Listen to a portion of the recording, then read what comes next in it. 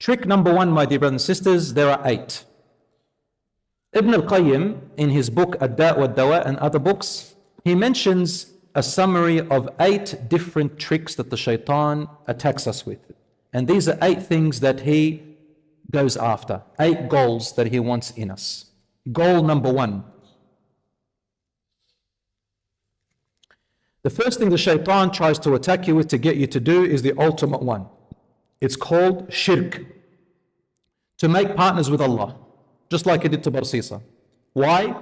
The shaitan does not want you to enter hellfire and get out again. He doesn't want you to be a half a Muslim or 3/4 Muslim. He wants to be a half a kafir, like just a quarter Muslim. He wants you to be no Muslim at all. He doesn't want you to follow Allah subhanahu wa ta'ala at all. No righteousness whatsoever. He wants you to be a complete kafir, to stay in hellfire forever. So he goes after shirk, associate partners with Allah. Now if he knows that you're too strong for that, the shaitan starts to whisper to other friends to come around you to delude you and give you some ideas. Maybe he'll give your friends ideas to come and delude you with money. Hey, we've got a job offer for you. How about that? And involves shirk, for example. If you can't get major shirk, we'll get you into minor shirk. For example, makes you look at, this day and age, look at, for example, astrology and star signs and zodiac signs and reading your palm and knowing which month you were born in, and then the shaitan comes and says, hey, this is cool. Let's use social media to make a trend on zodiac signs and star signs. And remember that he's trying to step by step get you there into shirk. Why don't you go and do this or do that? Gives you little ideas. Sometimes you may have a family member who is not Muslim and the shaitan says to you, hey, just out of goodness to them, why don't you go and share some of their religious acts? Only out of goodness. You don't really believe in it. Just go and do it for their sake. The shaitan will always work around you in any way for you to compromise your faith and justify some way of making partners with Allah. That's his first trick. So this is the first way, and this is the ultimate way. The second one he does, if he can't win you over with shirk, with polytheism, he will try to win you over by convincing you to do major sins. Major sins, such as alcohol and zina, murder, sorcery, it's in the Quran. For example, stealing and theft and so on. Major sins. We had a talk about major sins and minor sins a few months ago. It's on YouTube. You can go and look at it on our YouTube page. Major sins. Why major sins? Because major sins at least can get you a punishment. And if he can convince you to do one major sin and get you to do the next major sin, because once you do the first one, you become desensitized, the next one's going to be easier. The shaitan's working step by step. Remember that. If he starts off with major sins, it's working towards shirk. If he starts off with minor sins, working towards major sins. It will never stop. So he'll start to try to justify major sins to you. And he'll come up to you and say, hey man, look, God tells you in the Quran that he forgives. He's Ghafurur Rahim. He reminds you of the verses. The shaitan can even go to whispering to you to open the Quran, and he says to you, oh look, beautiful verse. What a miracle. Allah wanted to show you that verse to tell you he is forgiving. So go and do major sin. Afterwards, ask Allah to forgive you, man. Go to Umrah and do a couple of Umrahs, you'll be all right. Pray a few prayers, your major sin is gone. He'll try to trick you that way. Listen to this. Some people, this is how the shaitan works with them. You ready? You come to a person who lies. You try to advise your brother or someone, don't lie, man. Say, hey. Shaitan comes and gives you arrogance and says, yeah, I lie, at least I admit it. Others people don't even admit it. So I'm good. I tell the truth. But you're still lying. The shaitan says, good on you, man. At least you do it. You don't hide it. It makes you look like if you say that you lie, if you continue to lie, and as if you do it in open, like as if you're not a hypocrite anymore. At least you're not a hypocrite. These are lies. He's lying to you. From the lies, you can't go, hey, at least I'm not like other people who steal. You get a person who steals, says, yeah, I steal, but at least I admit it, and I'm just not like other people who deal in drugs. You go to the person who deals in drugs, says, yeah, I deal in drugs, but at least I don't deal in heavy drugs, like other people. You go to the other guy who deals in heavy drugs, says, yeah, I deal in heavy drugs, at least I don't sell it to children like others. Come to the guy who sells it to children, say, yeah, at least I sell it to children, but at least I tell their parents about it, and I only sell them with light stuff. Come to another person and says, yeah, I only sell it, mate. because they want it, but I don't take it. I don't take it, I'll just sell it. It's up to them. So now you've got a human shaitan. That's exactly what shaitan does. You come up to the other guy who takes it and sells it, says, yeah, well, at least I don't go murdering people. Come to the murderer and says, yeah, I murder people, at least I don't murder children like others. You know where I'm going with this, right? You say, hey, at least, I did my time, and at least I'm going to prison for it. Yeah, I'll keep doing it. Everybody looks at someone else who's worse than them. I mean, you can keep going on and on, guys. But then you have other people who beat the shaitan, and they say, subhanallah, I know I'm praying my 5 daily prayers, alhamdulillah, and I don't do drugs, and I don't do any of the major sins. But wallah, there are others, mashallah, who pray their sunnahs.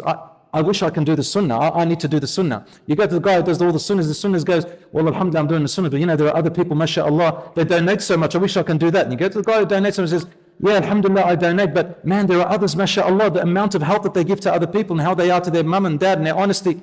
That's what we should be. Allah tells us, وَفِي ذَلِكَ فَلْيَتَنَافَسِ الْمُتَنَافِسُونَ. This is what people who compete should be competing in. Not the other way. Not looking at who's worse than you. Look at who's better than you in good deeds. The only time you look at someone who's worse off than you is when it comes to blessings. Like money, finance, health, family, all of that stuff. Look at those who are less fortunate than you, because that will help you remember your own blessings, and you become a little bit better, and your mental state will be better, and you'll be happier than to look at someone who's got more than you, because then you'll never live happily. You'll always be in stress, and you'll always be competing. Number 3, if the shaitan cannot get you in major sins, he gets you in minor sins. And comes up to you and says, hey man, you're not doing any major sins. The Quran says if you pray, all your minor sins go away. Allah Ghafurur Rahim. Just keep doing that. Just keep saying Astaghfirullah Azim. Yeah, it's true. Allah SWT does forgive you. But the shaitan knows that. He's not working on that. You see, the shaitan is trying to desensitize you to minor sins so that you no longer feel any guilt whatsoever. And then when that's ready, it gets you to the major sins. So it's a footstep. If he can't get you with minor sins, the next step is, check this out. He busies you, makes you busy so that you take up your time in things that are permissible. Allah says this is halal, right? Permissible things. He makes you busy with permissible things and your hobbies until you overspend your time with them and you miss out on doing good deeds that would benefit you better. Some people, like for example, there's nothing wrong with playing games.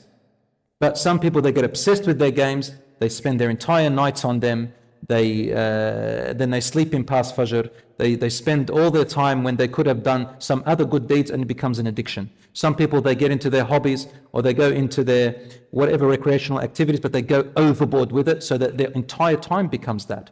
So the shaitan makes you so busy with that you forget. Some people, they come to pray to the masjid, you pray your maghrib, and then you get busy talking, you haven't done your sunnah maghrib prayer. The shaitan says, yeah, keep talking, man, talk about what's happening overseas, and talk about how the ummah is falling and how all the people are bad and whatever, and alhamdulillah, we're on a good path. Aisha comes, you missed your sunnah prayer. The shaitan gets you busy with these things. So that's another thing. If that doesn't work, the shaitan gets you with the fifth one. He gets you busy with minor good deeds at the expense of major good deeds. So for example, the shaitan will tell you, hey, tahajjud, man. See all that TikTok stuff? Everybody's talking about tahajjud. Tahajjud, which is beautiful. But what the shaitan wants to do, says, do tahajjud and stay up in the entire night. And close to your fajr, the shaitan comes to you and says, man, you're tired. You've done a lot of tahajjud, sleep. Sleep 5 minutes before Fajr and say, anyway, look, the times that are on the phone, someone said that they're not really the right time. So, pray 20 minutes after that time, just in case. So you go in, and because you're so tired, what happens? You miss the entire Fajr and the sun rises. The shaitan can use that. The shaitan can make you busy with minor deeds so that you don't do the major deeds. So always prioritize. If you're a person who's going to sleep in, no, don't do your tahajjud, do your fajr prayer. Why don't you do it a little bit early? Rasul ﷺ never stayed up the whole night. Some people, you know what they say to me? They say, subhanallah, after that lecture I heard about waking up for fajr. You know what I do, bro? What do you do? I play games all night, because the only way that I can stay up, because I don't want to miss out on my fajr. Well, you're going to do that for the next 67 years of your life? Find a solution, for crying out loud. You just want to play games. That's what you want to do. Now, I just gave some minor examples, but I think you guys can, inshallah, think of other examples. If he can't get you with that, he gets you with something called innovating in your religion. The shaitan will try to justify your own way of worshipping God. I've met a lot of these types of people. They come up and they say, yeah, I know this is the better way, and I know this is the sunnah of the Prophet ﷺ. Yeah, I know that this is what the Quran says. But hey, I worship God the way that I feel close to Him, man. The way I want to worship Him. So they go and make up their own type of worship. There is no better worship and closest to Allah than the way Allah told us, and the way the Prophet ﷺ taught us, and the way the ulama and scholars have told us. Not your own way.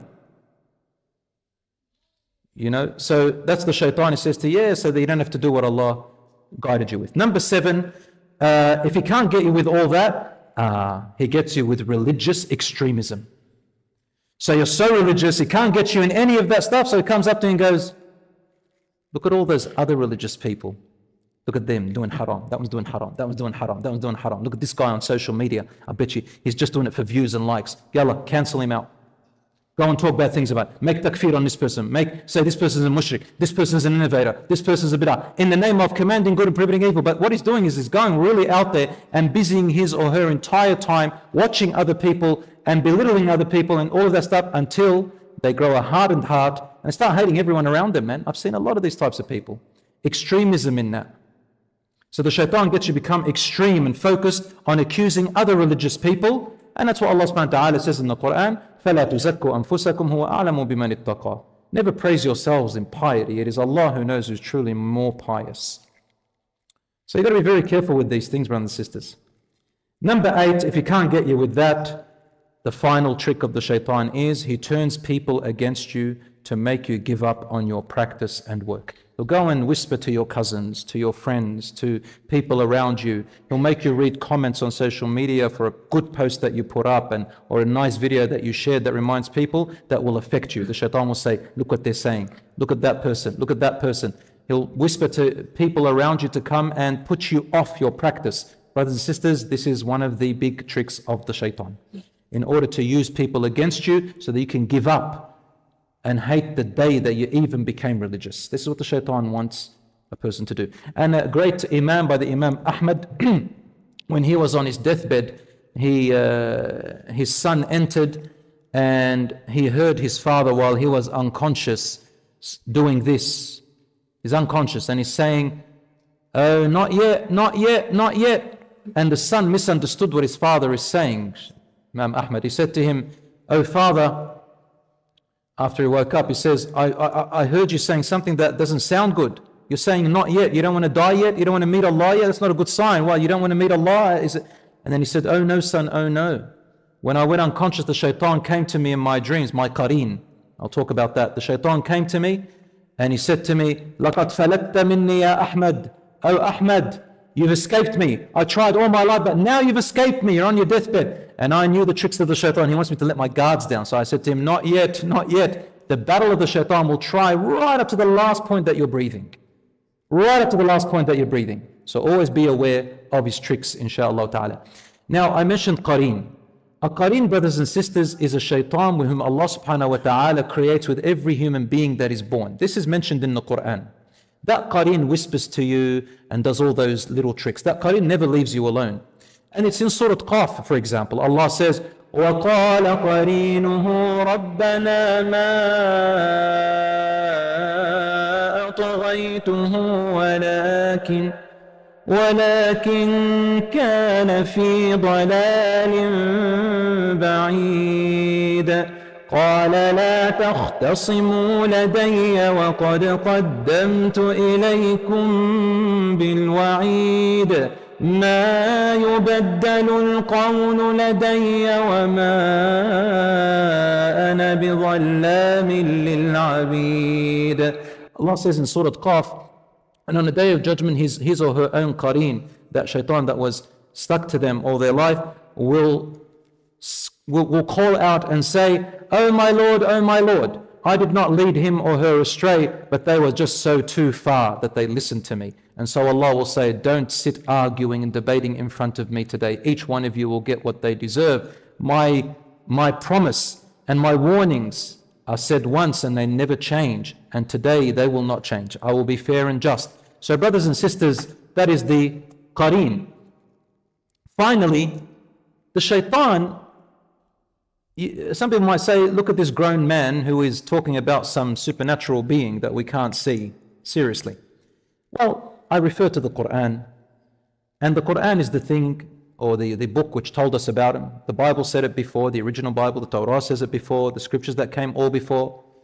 Shaitan, Satan, Iblis. When you go to sleep, some people, they have this thing called a sleep paralysis. Have you ever had that before? You feel like something's come and a weight is on you and you can't move and you can't talk. So there's different names called a kabus or a qabus. So you feel these things, and sometimes you see nightmares and you feel like it's real, and there's creatures and things like that. So these are actually the shaitan, the jinns. Do they harm you? No. Don't worry about it. It does not harm you. They just like to scare you. And the shaitan always likes to put fear, because with fear, there is vulnerability. So don't be afraid. And if you do have that and you wake up, just go like this. Act like you're spitting towards that direction 3 times and say, A'udhu billahi minash shaitanir rajim. I seek refuge in Allah from the shaitan, the outcast. 3 times, turn to the other side. So if you're on the right, turn to the left, turn to the right. And just put your hands in like this and recite the 3 quls. Qul Wallahu ahad, Qul Rabbin nas, Qul Rabbil falaq, and Ayatul Kursi. Ayatul Kursi is in the hadith of Bukhari and Muslim, where Abu Huraira and another companion, Uqba, were guarding the social security, the center link of the Muslims, and the shaitan came in the form of a man, and he tried to steal, and it's a long story, and he said to him, let me go and I'll teach you something. If you recite Ayatul Kursi every time you go to sleep, no shaitan can harm you. So Rasulullah said, he has spoken the truth, although he is a liar. That was the shaitan. That was the shaitan. So recite Ayatul Kursi, insha'Allah ta'ala, and shaitan has no power over you, my dear brothers and sisters. Doesn't mean anything. Doesn't mean that something's going wrong with you. No. Shaitan can get through even to believers. So brothers and sisters, there is a lot to say about it. I hope insha'Allah in this short talk, that insha'Allah you all benefited from it. And may Allah subhanahu wa ta'ala keep us aware of ourselves and not let us be among those who let the shaitan take the better of us. Remember, he is weak, it is weak. There's no power over you, and so do that. When you go into your house, say Bismillah. When you eat, say Bismillah. When you go to the toilet, say A'udhu billahi min al-khubthi wal-khaba'ith. Do all these dhikr words, and the shaitan will weaken and weaken and weaken and move away from you. So may Allah subhanahu wa ta'ala protect us from the shaitan of the jinns and the ins, and from the shaitan of ourselves. Even we can be shaitans. Ameen. Wa sallallahu ala nabiyyina Muhammad. Walhamdulillahi rabbil alameen.